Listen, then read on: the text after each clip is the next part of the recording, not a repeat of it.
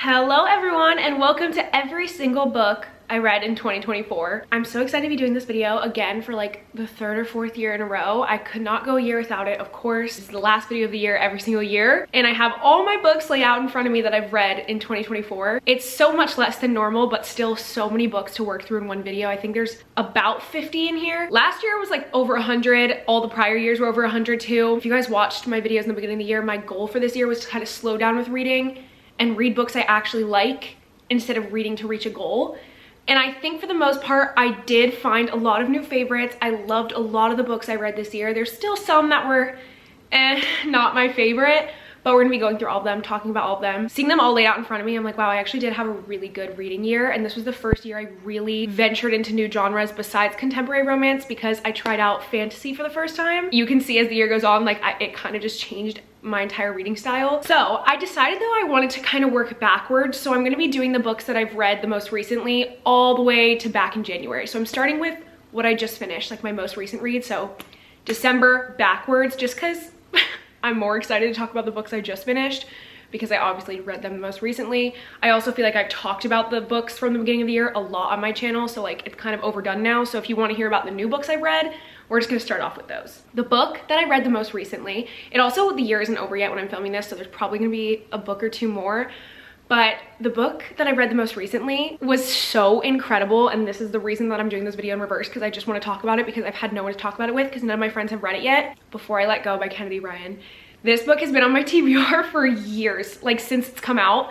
I've read like almost every book by Kennedy Ryan and I've loved all of her books, but something about this one intimidated me because I heard it was like marriage in peril, which is what I went into it thinking it was gonna be. That trope is not always my favorite, but this book was so painful, so deep, so real, and so good. I need you to read this book if you haven't read it yet. I feel like everyone's already read it. I can't wait to read the next one in this series in the new year. But this book isn't even marriage in peril. It's not even what I thought it was. It's about a couple who has been through so much. They experience like extreme loss. Look up the trigger warnings for this book before you read it, which caused them to get a divorce. They do have 2 children together, but they're divorced. They own a business together, so they're forced to see each other all the time. But this book takes place 2 years after their divorce, and you can just tell they're so in love with each other. And I loved that this book was dual point of view. And I'm still deciding what I want to rate this book because I literally finished it today, but I think it's 4.5.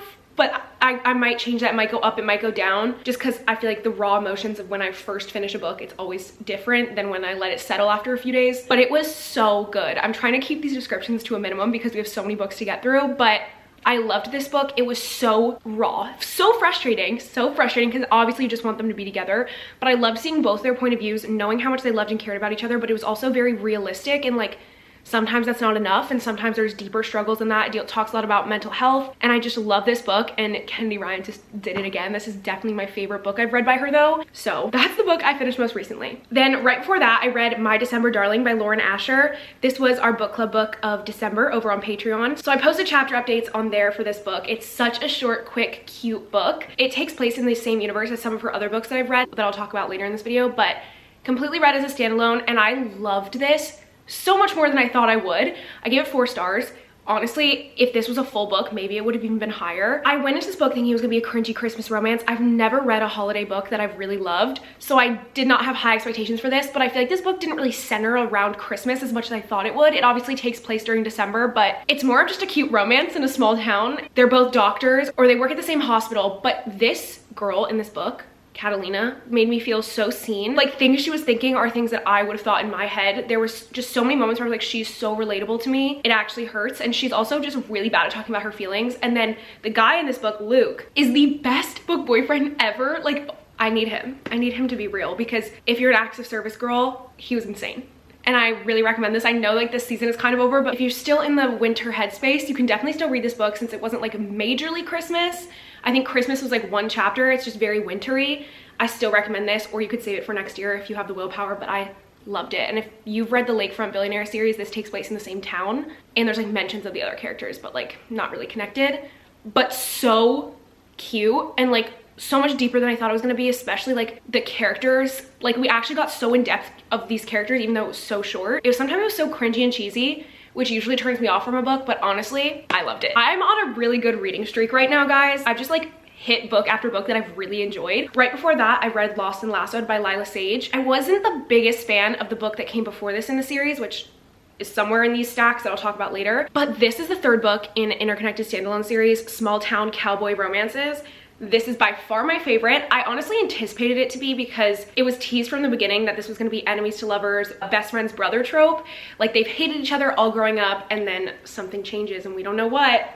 We find out in this book. He's a single dad and he's like struggling, like has a new schedule where he has his kid kind of full time and he's like not being able to work and take care of his kid at the same time, and like his whole family convinces him that he needs to take on a babysitter or something, but he doesn't trust anyone. He's like kind of like serious and grumpy. Actually, not kind of, he really is. But his little sister's best friend just lost her job. Perfect timing. She's now nannying his kid and it's a romance between them two as time goes on, that she like kind of stays living with them sort of for the days that she's watching the kid. And I loved their romance. I loved this book and I love this small town feeling. You know, small town romances are my absolute favorite, so this was definitely my favorite in this series. Next books are a series. This is a fantasy series that I read.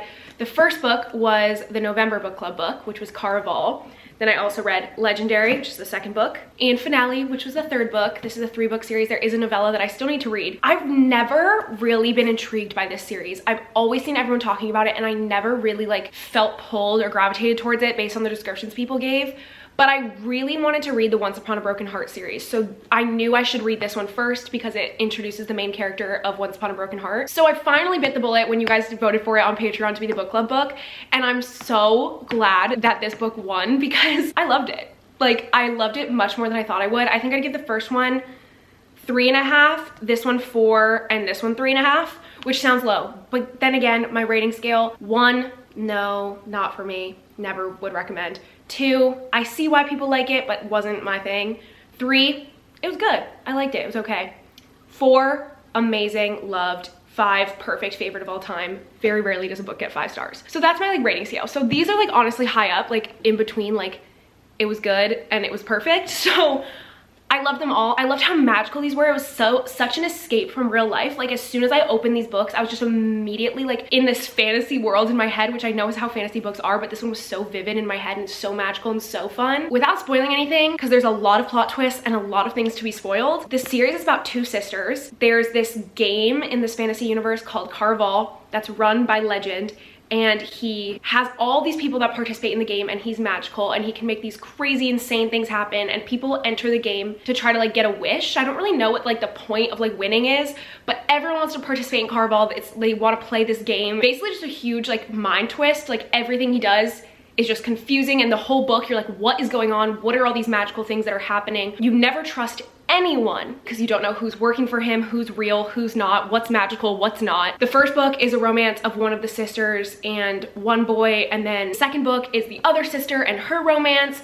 and then the third one is kind of like all of them. It was not what I expected. There's so many plot twists. The whole time I was like making all these theories of what I thought was gonna happen or who I thought was who, or trying to figure out who Legend was and who was controlling everything and what was gonna happen, and I never was right, honestly. Like I never knew what was going on, and that was frustrating at times in the beginning of the series, but I think the second one was by far my favorite because you start finding out more, and then the third one you like kind of know everything. I'm really glad I read it and I can't wait to read Once Upon a Broken Heart in the new year. Okay, then right before that I read a 3-book series. Honestly, I read the first book, Fragile Sanctuary, earlier in the year, but I'm just gonna talk about it now because I'm talking about the other books. This is the Sparrow Falls series by Catherine Cowles. These are beautiful, by the way. Like, look at these covers. So first is Fragile Sanctuary. I think this one might be my favorite. Actually, it definitely is. This was definitely my favorite. I gave it 4 stars. Small town romances, found family, interconnected standalones of best friends / siblings. And all of these books follow a very, very similar plot line and tropes. Basically, these books all follow the same storyline. One of the characters, usually the girl character, has a very tragic backstory, usually involving an abusive ex, an abusive someone, a stalker, something of that nature in their past. They move to this small town and they're traumatized low-key, and they meet a boy, and that's kind of the premise of all of them. And then later on in the book, their past comes to like kind of haunt them, act as like a plot device, kind of mysteries involved. I would say like the first book was giving Criminal Minds if it was a romance because the guy in this book is an FBI profiler, which I thought was interesting, and then obviously that ties in with the girl and she has a stalker. All of these books are very, not damsel in distress, but like the guy saves the girl. You know, that's not always my favorite, but these, I kind of ate it up with this one and the second one, Delicate Escape. This is similar premise. She has a very damaged, tragic backstory. She comes to this small town. This one reminded me of Safe Haven, that movie, if you know that. Like, she's running away from her ex-boyfriend and doesn't want anyone to post pictures of her using a fake name, like very suspicious. Nobody knows what she's been through. She falls in love with one of the siblings. This book is about one of the siblings. And then this is about the other brother. This is a hockey romance, single mom. Broken Harbor wasn't my favorite just because it was so predictable, because I read the first two and I knew what was gonna happen, because these books follow a very obvious structure and pattern, which is fun and fine, but I think I need to spread them out if I'm gonna read them now, because they're very similar. This book, again, had the same thing with like a plot twist. Is it the ex-boyfriend? Is it someone coming back from her past? What's going on? It had all of that too. So I think I gave this one 4, this one 3, and this one 2 stars. It just because they were all very similar. I still enjoyed it, and I'm still gonna keep reading the series as they get published because they're fun and easy small town romances, which is my favorite. Then right before that, I read Dance of Thieves and Vow of Thieves by Mary E. Pearson. This is a duology fantasy. I heard this is actually a spin-off of another series that I haven't read, so let me know if I should read that. But I loved these too. Oh my god, these books, completely different than all the rest I've just kind of talked about. Such well-written, thought out, planned out fantasies that you can tell are just like good books. Like, you know, there's a difference between like, I think a book is good and then like, this is a good book.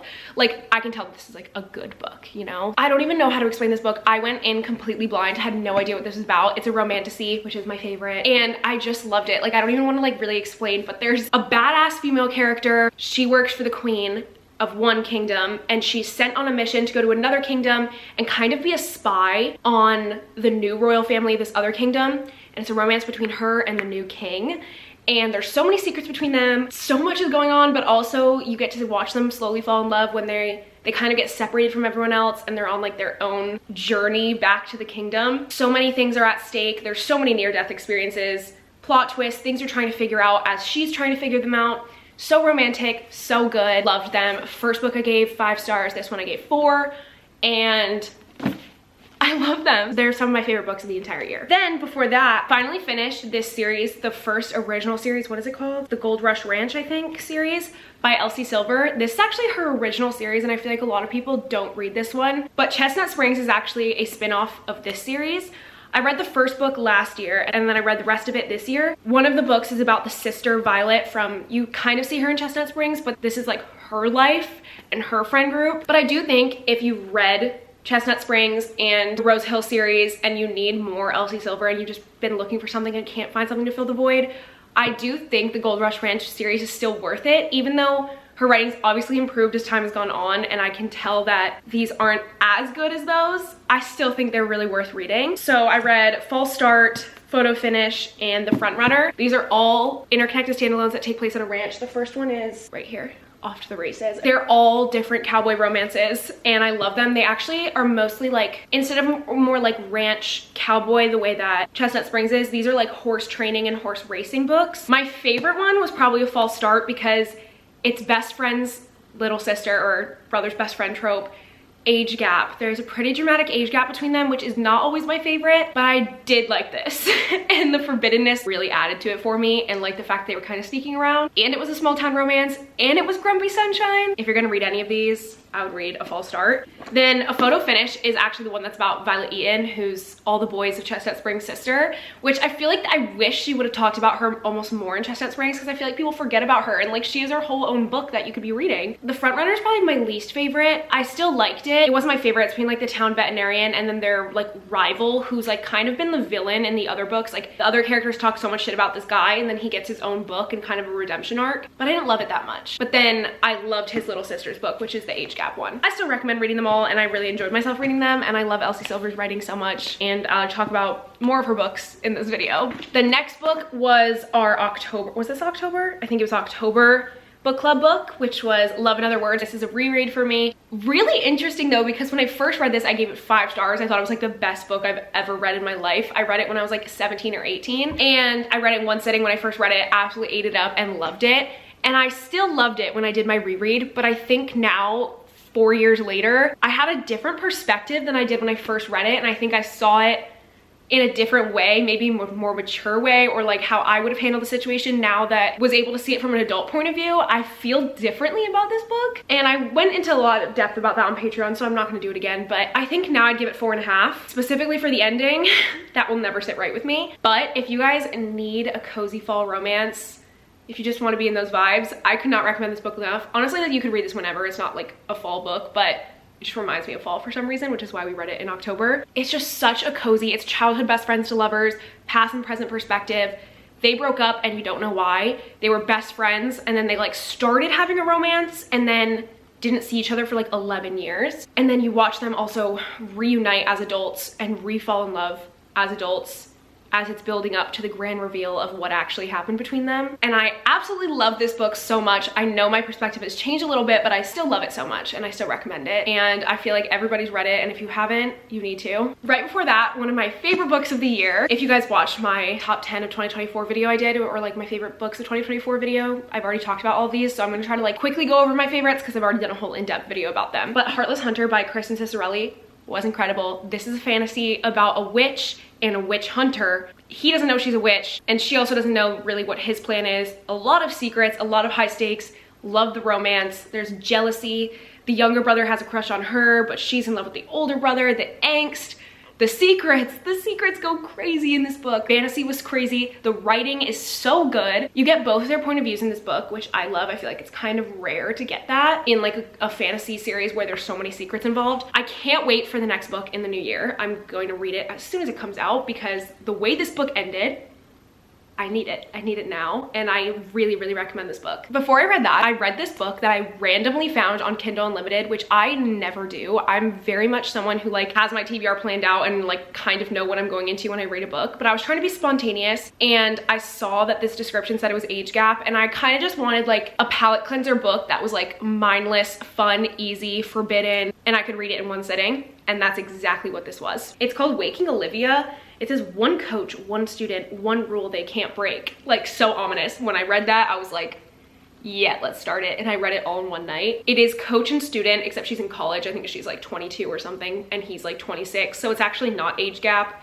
It's just the fact that he's her cross-country coach or track coach or something. She has a super rough past. She was in like foster care, I think. This is one of those books I read so quickly that it was kind of in one ear, out the other, but I just remember eating it up. And if you need like a really like random, raunchy, kind of cliche book to just binge, I'd read this one because it was exactly that. I loved the forbiddenness of it. I love how protective he was of her. She's kind of like misunderstood, but also she just puts on this front of being like kind of just mean and scary, but he gets to know her and she's actually not like that at all. I think I gave it like 3.5 stars, 3 stars. Like, I know it wasn't like some like future classic or anything, but like it did what it needed to do. So I'm not complaining. I also read Wild Love and Wild Eyes by Elsie Silver. These were also featured in my favorites video, so we're not gonna get too in depth in them, but this one was childhood friends and brother's best friend trope. Loved it, incredible.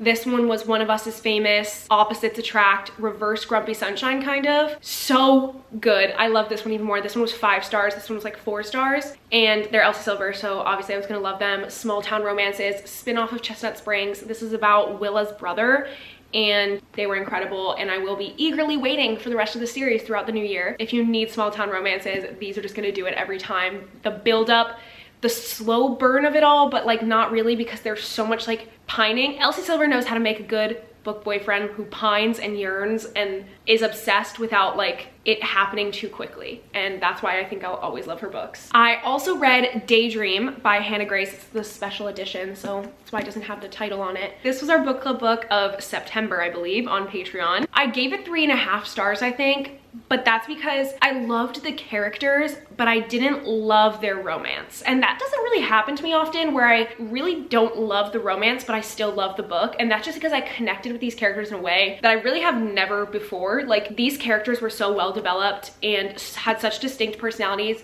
especially Henry. I just saw myself in him so much. He just displays so many things that like happen in my head on a daily basis. And I love more character-driven romances, and that's what this was. It was a lot less spicy, I feel like, than her other books. It was more romance-focused. It was friends to lovers, but I was kind of frustrated with this book because they were basically dating the entire time. Like, when they were friends, like, they were basically dating without the title, which is what frustrated me, because I was like, why don't you guys just like kiss? Like, I'm confused. There was nothing holding them back from dating, which is what I found boring about it, because the whole time I'm like, they're together, there's no angst or anything. But I just adored these characters so much that it overruled that, and I was able to give it 3.5 anyway. Like, he just resonated with me so much. Honestly, both of them did. If you like put them together, I feel like it would literally be me. Before that, wow, I didn't realize how big this book was, or I guess I realized in the moment, but this is a brick. This is Love Unwritten by Lauren Asher. This is the second book in the Lakefront Billionaire series. I really like this book. I've never really disliked a book by this author, but this one kind of surprised me because this series like didn't stick out to me, but I really like this one. I'd probably give it 4 stars. Grumpy Sunshine Single Dad.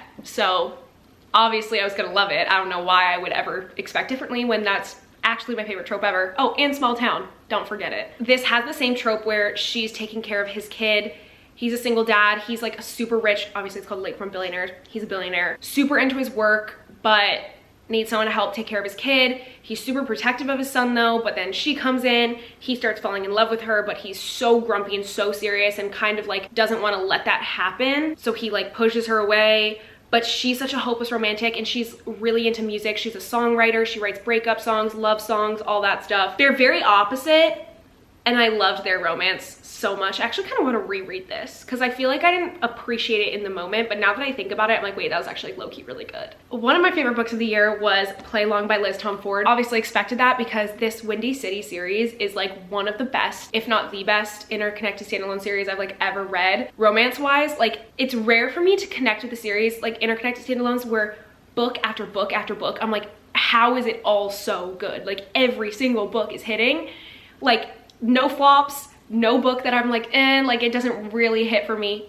All of them are above 4 stars, which is so rare for me. And I think this one was 4.75. It's probably my second favorite in the series. My favorite is The Right Move. But this one and Caught Up were right behind, like almost all of them are 5 stars. Like I just loved this one. This is the 4th book. I think there's gonna be one more. These are sports romances. This one's a baseball romance with the athletic trainer. And I was really apprehensive going into this because I heard it was like they get married in Vegas when they're drunk and they don't remember it. And that's kind of the trope, which it was, but it was different than that. Like she ended up doing it really well where that did happen, but it's so much deeper than that. Like they end up staying together. It ends up being like a fake dating trope. He's just obsessed with her.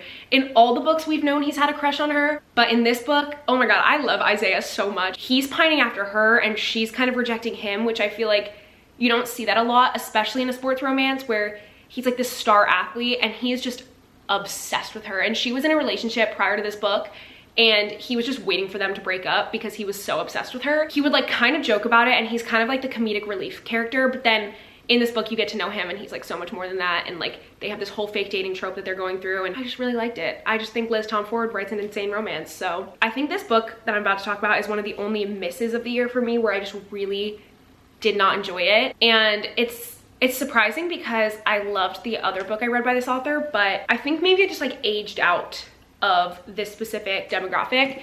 And it's Betting on You by Lynn Painter.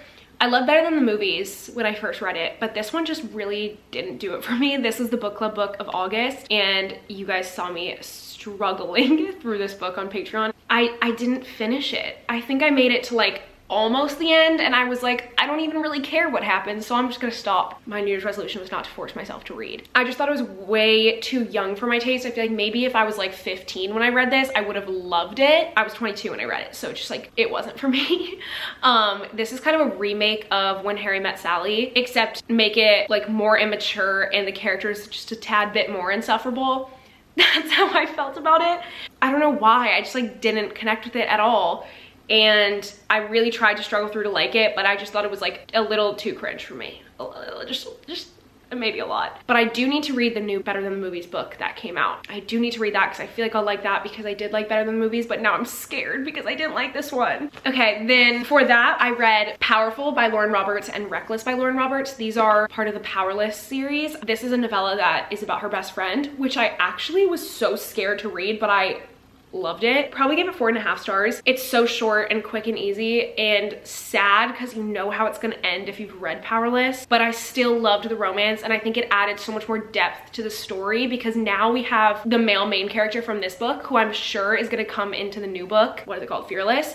I'm sure he's gonna make an appearance because he was obviously the main character of this book. He has to avenge for what happened in this one. Can't wait to see more of him. Hopefully he'll be a main character again. Also read Reckless, which was the second book to Powerless.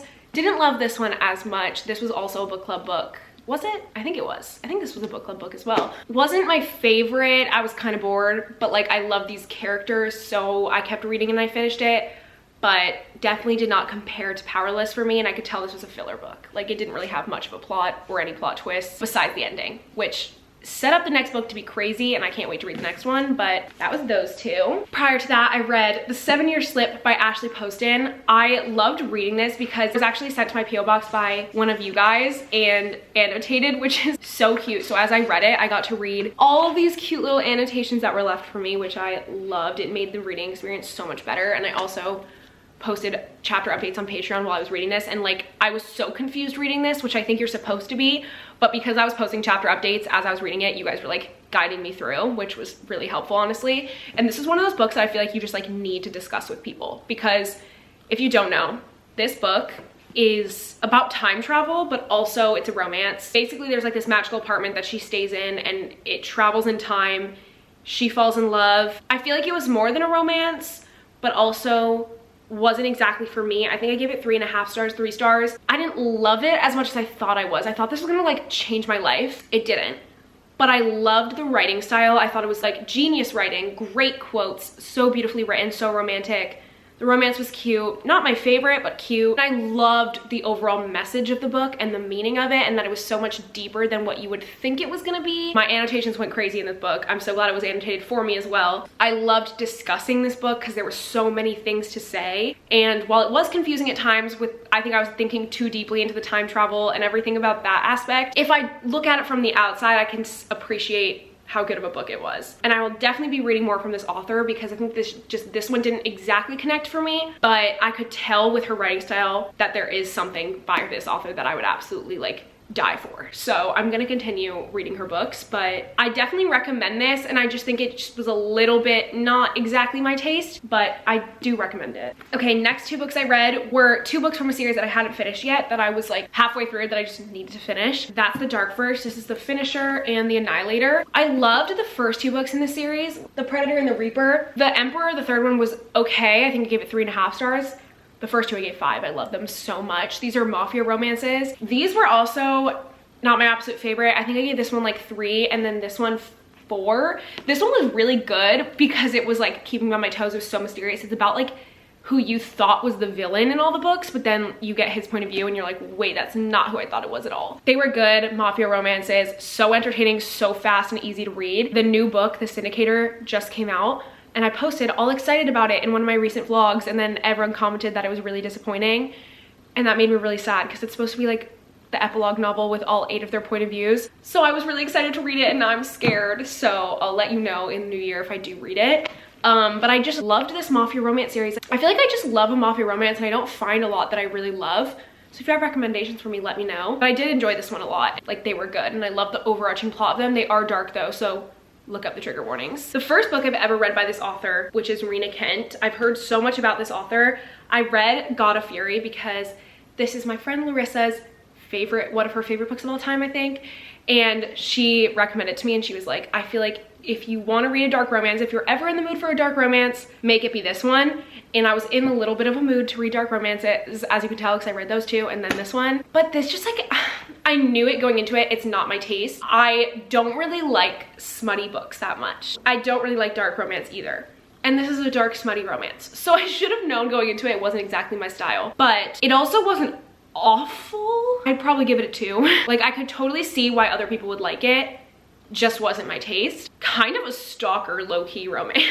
Bad boy, good boy, sort of mafia vibes, or like organized crime of some sort. I don't really know what's going on, because this book is like the 4th book in a series, but they're interconnected standalones, so they could be read as a standalone. So I read this one, and I could tell there was a lot I didn't know because of the prior books that I hadn't read.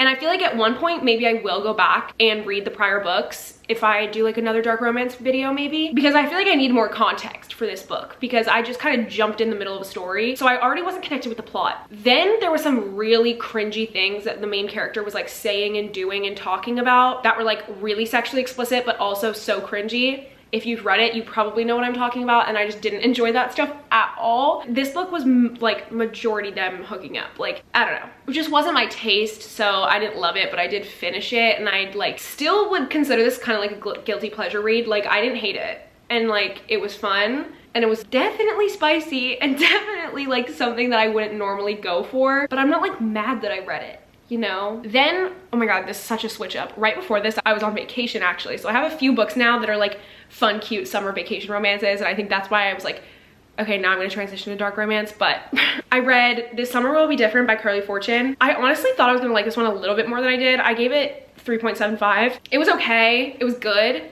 But I had really high expectations because I loved Every Summer After so much. I still really like this one though. When I think about it, I'm like, oh, it was really cute.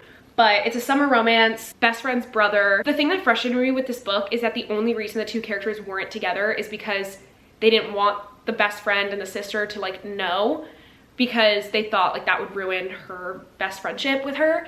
And it was like kind of frustrating because you're like, just talk to your best friend and like I'm sure she'll get over it if she knows that you guys are like literally in love. The guy in this book was so wholesome and so cute though, and I just love a good beach house romance, and this takes place on Prince Edward Island, which was just the best like summery vibe. It was one of those things where like you knew they had a past, like something has happened in the past but you don't really know what, and then you're in the present and you're like kind of flashing back and forward to figure out what happened between them, and then if it's gonna start again. It does start again. Save this one for summer if you need to like start building a summer TBR now, if you're like, or if you just need a winter escape and you want to pretend you're in summer, now would be the time to read this. The next couple I talked about in my favorites video, so again, I'm gonna try not to go too in depth, but this was definitely my top 3 of the year. Funny Story by Emily Henry. It was in literally everyone's top of the year, so I'm not unique for this.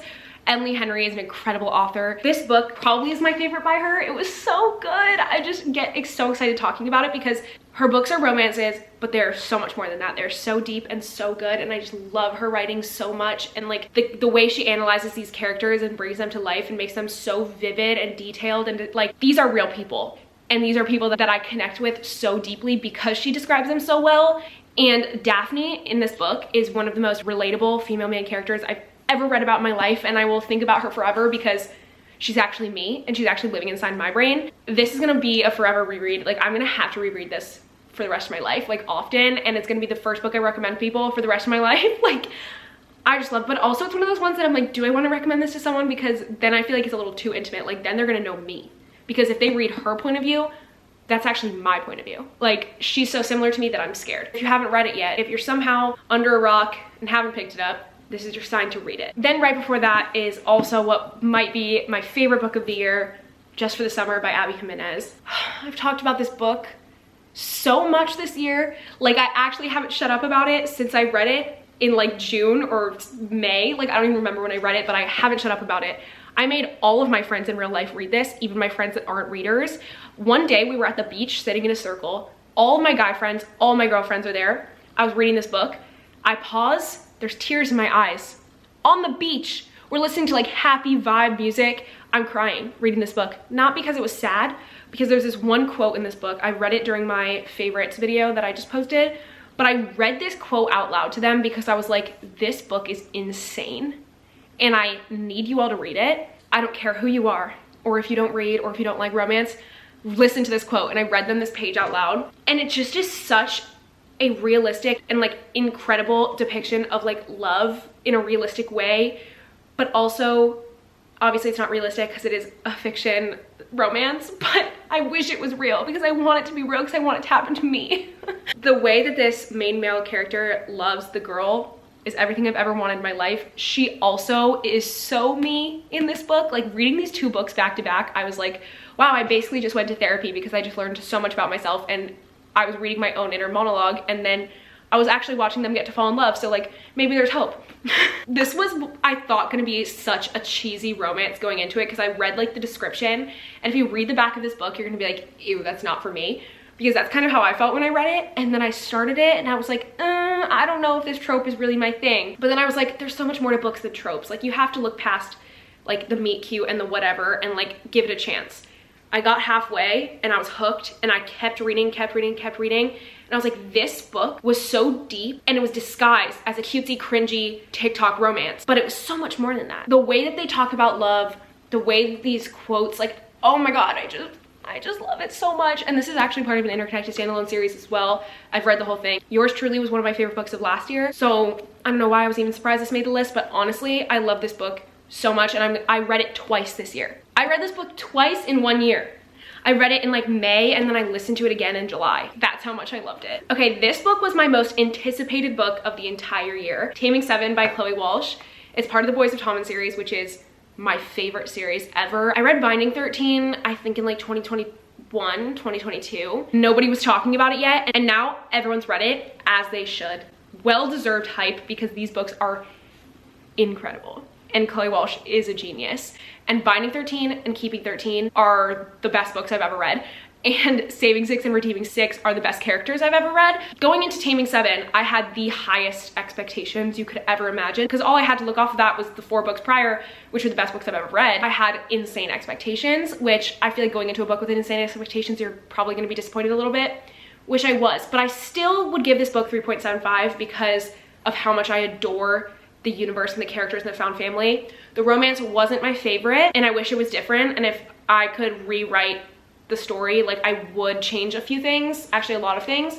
And it's because I had those like preconceived notions in my head of what it was gonna be and then it wasn't. And I feel like the characters weren't exactly what I thought they were gonna be when I finally got in their perspective, but it's still part of my favorite series of all time. So I'm not complaining, even though I wish it were different. It's still part of my favorite series ever and I will continue to think about these characters every single second of every single day. And if you haven't read the Boys of Tommen series because you're intimidated because these books are literally the longest things you've ever seen in your life, you're gonna wish they were longer when you're reading it because it's that good. I will continue reading these books until Chloe Walsh stopped publishing because these have changed my life and I love them so much.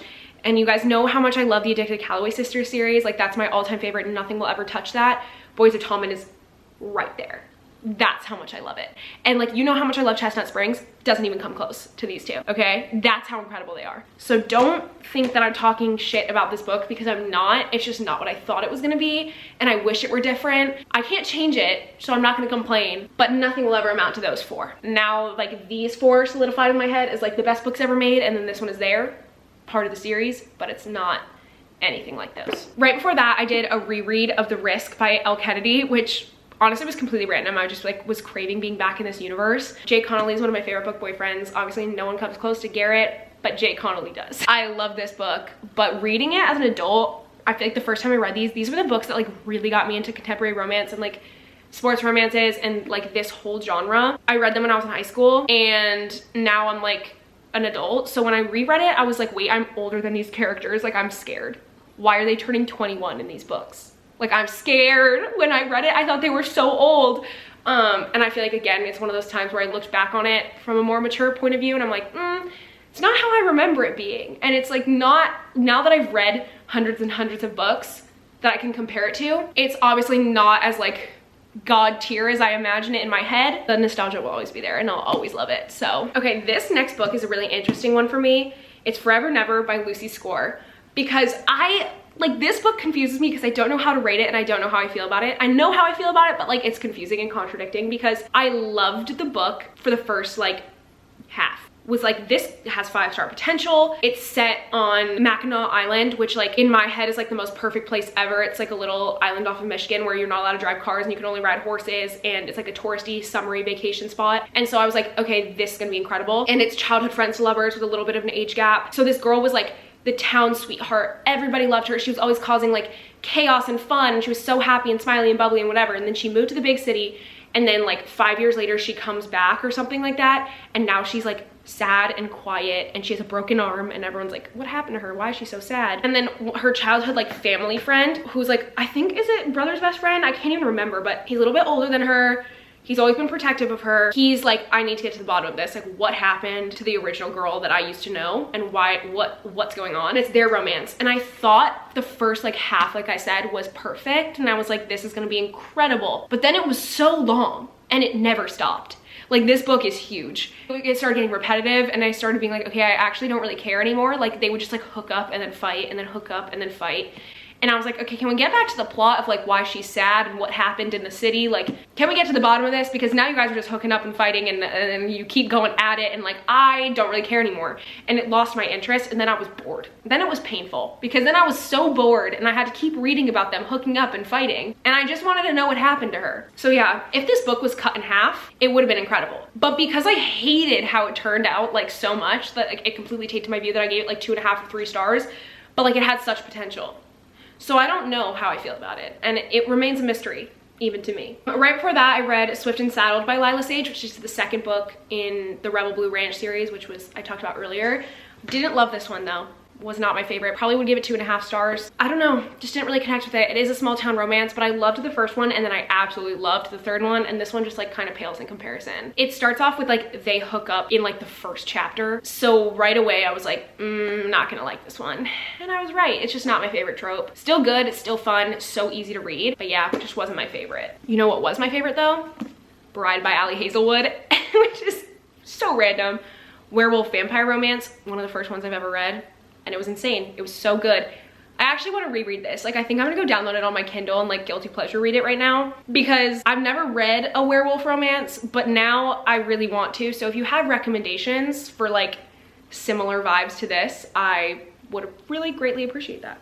And if you see my next wrap up video being me reading a bunch of werewolf romances, mind your business. But yeah, I talked about this one in my favorites video, so I'm not gonna go in depth, but Ali Hazelwood, this is my favorite book you've ever written.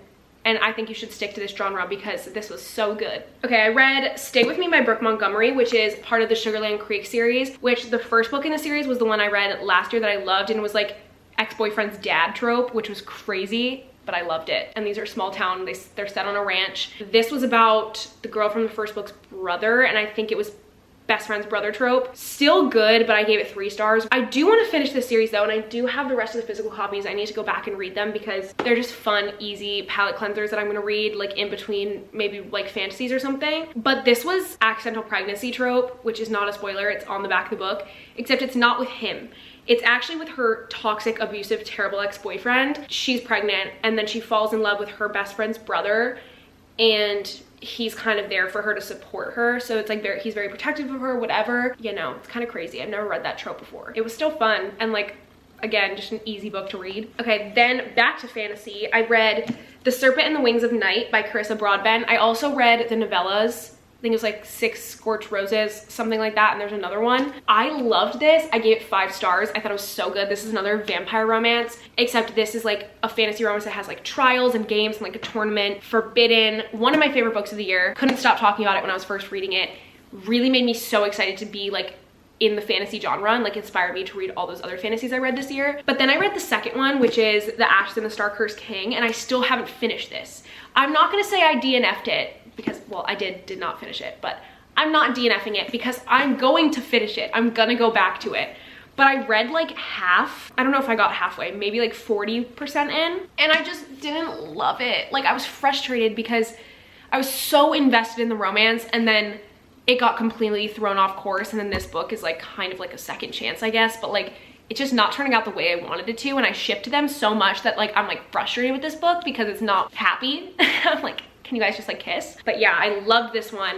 I'm going to get back into this one. Another reread that I did this year was The Wall of Winnipeg Me by Mariana Zapata, and it just reminded me how much I love Mariana Zapata books, and that no author has ever written a slow burn as well as she does. Like, why? Everybody knows how much Mariana Zapata is loved. Like, somebody needs to start replicating it. I need more authors to start doing slow burn like this, because what do you mean they don't kiss until like this far in? And this is a boulder of a book. Please, like, that is everything to me. The way that they, like, the longing, the pining, the desperation to be together, but still nothing happening. It actually has me on the edge of my seat. Like, I'm trembling the whole time I'm reading it, because I'm like, oh my God, are they like gonna make eye contact in this chapter? Like, what's gonna happen? Like, the chemistry is palpable, but like nothing's happening, and I love it. I want to read Wait For It this year. I think I need to do like a Mariana Zapata reread every year because nobody else is doing it like her, and I just love this. This one is a football romance. He's a star athlete and she's his assistant, and then it's like kind of marriage of convenience trope, but the slow burn, nothing will ever amount to it, and I just love it so much. That's actually my 3rd time reading that book, which is crazy because it's so long. Okay, right before that, I read Divine Rivals and Ruthless Vows. Oh my God, what happened to my dust jacket? Why is it all scrunched up? These books were probably not the best introduction to fantasy for me. They're just like different than a normal romantasy. These are such well written, and I know that, so beautifully romantic, beautifully written, incredible, talented, amazing author, but a lot less like high stakes page turner that I was kind of looking for. They're more like slow, beautiful books, which I still appreciated. I gave this one 3 stars and this one 2.75. It was good, and I know that these are like rightfully people's favorite books of all time, and I think if I read these now, or maybe even in like 2 years when I'm more into the genre, I'll appreciate it more. But because these were some of my first fantasy books I've ever read, I was kind of bored because it's a lot slower. There's a lot of war, politics, stuff like that going on. It basically all takes place during a war, and there's a lot of that and a lot less romance, and the romance is kind of like not easy, but it's like not high stakes. I liked it, and I can tell why people love it so much. It just wasn't the right time for me to read it and not my exact taste. I can appreciate that they're good books, you know, like I said earlier. Oh wait, I forgot that I read Powerless this year. Why did I think I read Powerless last year? I'm forgetting what I read. Powerless by Lauren Roberts, one of the first fantasies I've ever read besides like Fourth Wing. And it was so easy, simple, perfect introduction to the genre, which is why I think it stuck with me so much, is because it's barely fantasy, it's mostly romance, and the romance is exactly what I love in a book. Just like easy, fun banter, but also she's a badass. Everyone's read this. I like don't need to explain it to you. This is what like really was like, yep, you're gonna become a fantasy reader this year. This is what solidified that for me, because I was like, if this is what I'm missing out on, I need more. Then the first book I read this year, back in January, was Iron Flame. I saved this book specifically to be my first book of the year because of how much I love Fourth Wing and this series.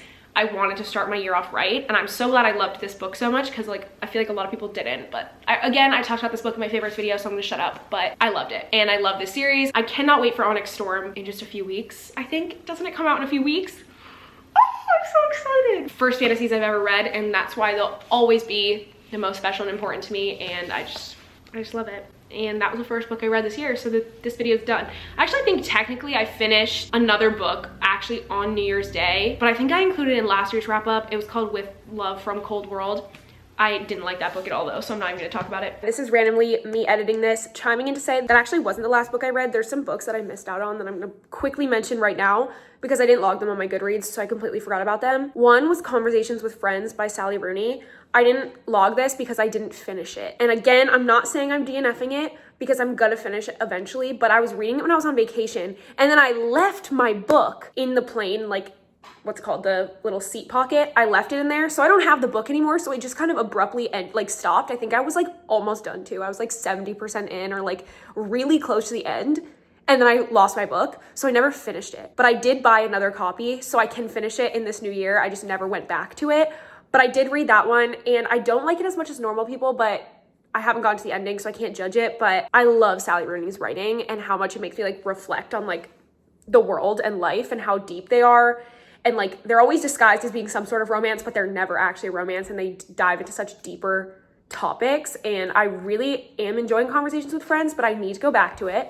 Don't let me forget about that book, because I did buy another copy. I also reread Duplicity on Wattpad, which is the longest book ever, and I'm pretty sure it's like if you were to print it, it would be like this long. Like it's like 4 books combined. So honestly, that took up like a lot of my time. I think it actually took me like 3 weeks to reread it. I originally read it in 2020 to 2021 time, and Kylie was reading it, and I missed it so much, and I was so jealous that she was getting to experience it for the first time. So I spent like an entire month rereading it, and it was so good. It's my favorite book ever, my favorite standalone. I mean, it's not a standalone, it's actually part of a duology now, but it's my favorite standalone like online romance I've ever read. It's on Wattpad. It's fan fiction technically, but like it has nothing to actually do with like fan fiction. Like it's just so good. It's mafia romance, and I also read that, and because it's so long, it took up so much of my time. But yeah, I forgot to mention both of those, so I thought I would just quickly insert that here. There's probably more that I forgot as well.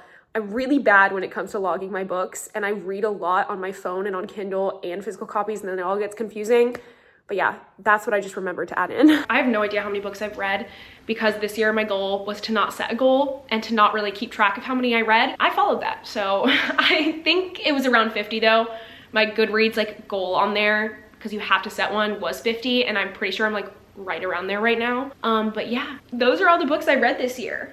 I think it was a really successful year, not in terms of numbers, but in terms of finding so many books I love, introducing myself to a new genre, getting really immersed in fantasy and reading so many different fantasy books, and finding so many romances that I actually connect with, which I feel like last year is what frustrated me. Is like, I know I love the genre of romance, but I was only reading like romance books that were recommended to me on TikTok that weren't my taste, and I was just like falling out of love with the genre. But I feel like this year I really found books that I loved, like Just for the Summer, Funny Story, Before I Let Go. Like, that's the kind of romance I love, and I'm so glad I found those. I'm so happy I just got to talk about all of them. I've missed talking about books, and if you saw my resolution videos, you know that more book videos are coming in 2025, and I'm very excited about it. Obviously, I love talking about books, and it always has been that way, and that's why this channel even exists. So thank you so much for listening to me talk about my favorite books, or all the books that I read this year. I hope you had really happy holidays if you celebrated, and Happy New Year. I'll see you in 2025. I can't believe I'm even saying that. That sounds insane. But yeah, thank you for spending the year with me. This was my entire year in books, and I'm just really grateful for you guys. Thank you so much for watching. If you want to follow me on my other social medias, they're all linked down below as always, and I'll see you in my next video in the new year. Bye!